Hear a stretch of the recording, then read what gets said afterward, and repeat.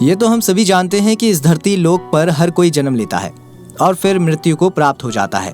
लेकिन क्या आप जानते हैं कि जब सृष्टि का आरंभ हुआ था तो किसी भी जीव की मृत्यु नहीं होती थी। जी हाँ, आपने सही सुना। अब आपके मन में ये सवाल उठ रहा होगा कि फिर कब से जीवों की मृत्यु होने लगी।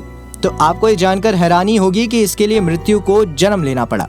और आज हम आपको मृत्यु के जन्म की कथा ही सुनाने जा रहे हैं, तो वीडियो के अंत तक हमारे साथ बने रहिए।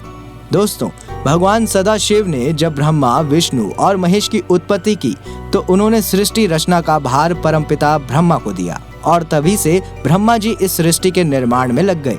ऐसा माना जाता है कि इस सृष्टि का कई बार निर्माण हुआ और कई बार इसका विनाश भी हो चुका है। लेकिन आज हम बात उस समय की कर रहे हैं जब परमपिता ब्रह्मा जी ने पहली बार धरती लोक पर प्राणियों, जीव जंतुओं और वनस्पतियों की रचना की। सृष्टि के आगे बढ़ने के उद्देश्य से तो ब्रह्मा जी ने सभी जीव जंतुओं की रचना कर दी, लेकिन धीरे धीरे जीव जंतुओं की संख्या सृष्टि पर बढ़ने लगी। इसका कारण था कि दिन प्रतिदिन नए नए जीव उत्पन्न हो रहे थे, लेकिन किसी की भी मृत्यु नहीं होती थी। ये देख परमपिता सोच में डूब गए कि अगर इन प्राणियों की संख्या ऐसे ही बढ़ती रही तो सृष्टि वापस रसातल में चली जाएगी या फिर डूब जाएगी। तब ब्रह्मा जी पृथ्वी पर भार का संतुलन बनाने के बारे में सोचने लगे, लेकिन बहुत सोचने के बाद भी परमपिता ब्रह्मा जी को कुछ समझ नहीं आया।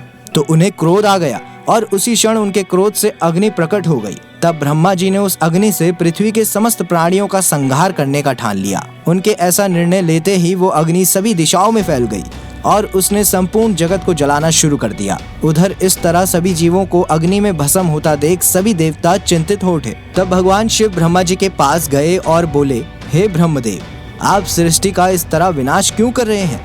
तब ब्रह्मा जी बोले, देवी पृथ्वी जगत के भार से पीड़ित हो रही थी। मैं उन्हें इस पीड़ा से मुक्त करने के लिए प्राणियों का विनाश कर रहा हूँ।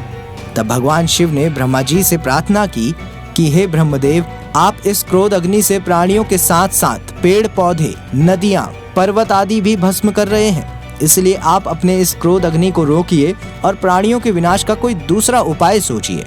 इस तरह भगवान शिव के समझाने पर ब्रह्मा जी ने अपनी क्रोध अग्नि को अपने शरीर में समा लिया। अग्नि को वापस अपने शरीर में समेटते समय परमपिता ब्रह्मा जी ने अपनी इंद्रियों से काले, लाल और पीले रंग की एक स्त्री उत्पन्न की। ब्रह्मा जी ने उस स्त्री को मृत्यु कहकर पुकारा और उसे कहा कि मैंने जो तीनों लोकों के लिए क्रोध अग्नि छोड़ी थी उसी से तुम उत्पन्न हुई हो, अतः तुम मेरी आज्ञा से जगत के प्राणियों का विनाश करो। तो दोस्तों, इस तरह से हुआ था मृत्यु का जन्म। कैसी लगी आपको ये वीडियो? अगर आपको ये वीडियो पसंद आई हो तो वीडियो को लाइक और शेयर जरूर करें और साथ ही हमारे चैनल को सब्सक्राइब करना ना भूलें।